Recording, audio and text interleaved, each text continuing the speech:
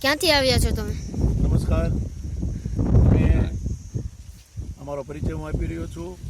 આજે તારીખ 26/5/2024 મોટા આકડિયા સમર્પણ ફાર્મ, પ્રાકૃતિક ફાર્મ, ભાઈ શ્રી દિનેશભાઈ અને વિલાસબેનનું આ અંજીર ફાર્મ છે, એની વિઝિટ માટે આવ્યા છીએ. મારું નામ છે પંકજભાઈ મુખી, હાલ સુરત પ્રાકૃતિક કૃષિ પ્રચારક દક્ષિણ ગુજરાત અને ગુજરાત.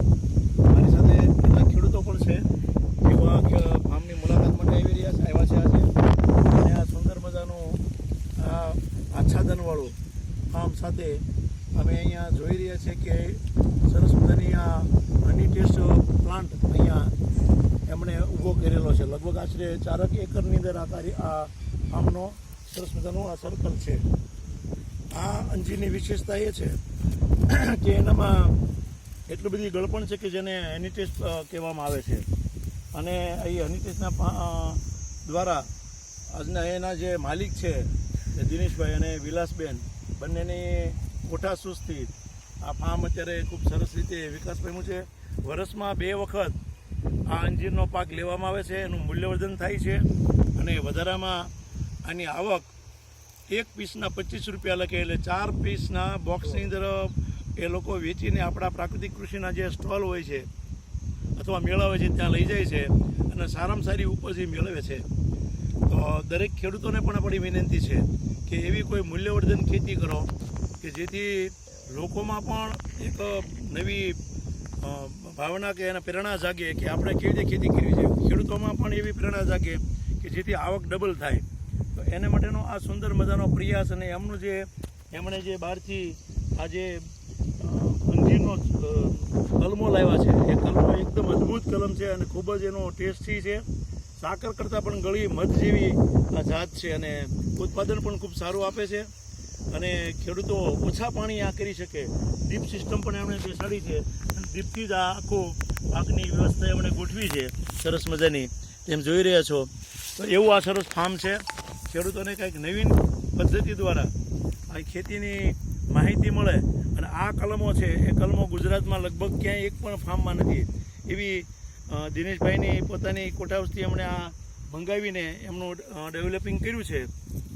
અને હવે એમણે નવું પણ કામ કર્યું છે કે અહીંયા એમના સંચાલક છે રમેશભાઈ પટેલ, કે તેઓ અહીંયા આ જે સરસ મજાની આ જે ઉચ્ચ ગુણવત્તા ધરાવતી જે કલમો છે એ કલમો એ બનાવે છે અને આપણા ખેડૂતોને સપ્લાય કરે છે. એટલે વધારેમાં વધારે ખેડૂતો આ ખેતી તરફ વળશે તો એમને જરૂર ફાયદો થશે, એની આવકમાં પણ ફાયદો થશે. અને ખેતી એકદમ સહેલી છે. આટલું ખડ હોવા છતાં આ અંજીરને ઘાસ નડતું નથી અને એકદમ અને ઉપજ સારી આવે છે. બીજા નંબરમાં ઘાસને કારણે ઠંડક રહે છે. તો અંજીરને ઓછા પાણીએ સારામાં સારો પાક લઈ શકાય અને વર્ષમાં 2 વખત આ ફાલ આવી શકે એવો એક જ આ પાક છે. અને એક સરગવો છે, પણ સરગવામાં ઉત્પાદન ન આવે અને ઉત્પાદન કદાચ આવે તો એના પૈસા કે આર્થિક રીતે આપણને પરવડે નહીં અને મહેનતે વધારે. ત્યારે અહીંયા જે અંજીરનો જે છોડ છે એ મેક્સિમમ 8-10 ફૂટ ઊંચા થાય છે. અને એમાં ઓછો રમેશભાઈને આપણે પૂછીએ કે એક છોડની અંદર કેટલું ઉત્પાદન આપણે લેવો છો? આ એક છોડની અંદર તમને ઓછામાં ઓછું 2200-2500નું ઉત્પન્ન મળે. કેટલું સરસ કહેવાય. એક છોડની અંદર 2 થી 2,500નો છોડો એક બને છે. તો આ છોડો એવા આ 1 એકરમાં લગભગ કેટલા છોડ આવતા હોય છે? હવે એ આ 5-5 ફૂટની અંતરે વાવવાનો હોય. 5 ફૂટની અંતરે છે, બરાબર.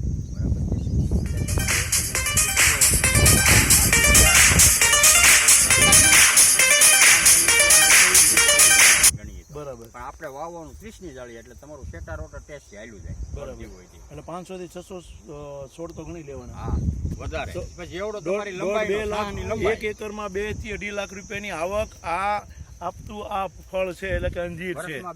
વર્ષમાં 2 વાર આવે એટલે ઓછામાં ઓછા 4 થી 5 લાખ એકરે તમને મળે એવી આ ઉત્પાદન આપતી આ ક્ષમતા ધરાવતી જાત છે. તો ખેડૂતોને પણ વિનંતી છે કે પ્રાકૃતિક કૃષિ કરો અને એ કૃષિની અંદર પ્રાકૃતિક ફળોનું ઉત્પાદન થાય તો જરૂર એની ડિમાન્ડ છે જ તે. અને જમીન સુધરે છે. આ જમીનની અંદર અળસિયા પણ એટલા છે, જમીન પોચી પણ એટલી છે અને એનું કાર્બન પણ મને જોવા મળે છે કે એનું કાર્બન વધતું જાય છે દાડે દિવસે. એટલું સરસ બધાના ખેતરમાં પાણી છે એ વરસાદ પડે એટલે બહાર નીકળી જાય છે.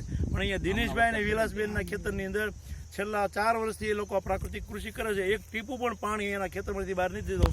આ પર્યાવરણની પણ સુરક્ષા છે અને જમીનની પણ સુરક્ષા છે અને જમીનની જે ગુણવત્તા છે એ દિવસે દિવસે એટલે વર્ષો વર્ષ વધતી જાય છે અને પાકનું ઉત્પાદન પણ વધારતા હોય. 2020ની અંદર એમણે આ પાક વાવ્યો છે. આજે ઓછામાં ઓછું આટલા એરિયામાં રમેશભાઈ કેટલા ઉત્પાદન થતું છે ટોટલ? 10 લાખ 15 લાખ વધારે. વિચાર કરો, 15-20 લાખ રૂપિયા ખાલી 4 એકરમાંથી મળતા હોય તો ખેડૂતને બીજે કઈ વસ્તુ ક્યાંય જવું ન પડે. એટલું સરસ મજાની આ ખેતી છે અને મૂલ્યવર્ધન કરતા પણ થાય, ખેડૂત વેપારી પણ બને અને લોકોને ખૂબ જ ઉપયોગી એવું આ ફ્રૂટ અને ઓછા મહેનતે સારી ઉપજ આપી શકે એવા ફ્રૂટ માટે અને સૌને વિનંતી કરું છું કે આવી મૂલ્યવર્ધિત જે ખેતી છે એ કરશો તો જરૂર ખેડૂતોનો ઉદ્ધાર થશે અને આપણે આ ખેતી તરફ વળશું તો પ્રકૃતિની પણ રક્ષા થશે અને એની સામે જમીન પણ સુધરશે અને જમીનની અંદર જે ગુણવત્તા છે એની ઉપજ શક્તિ છે એ વધશે. અસ્તુ વંદે માતરમ, ગૌ માતા કી જય.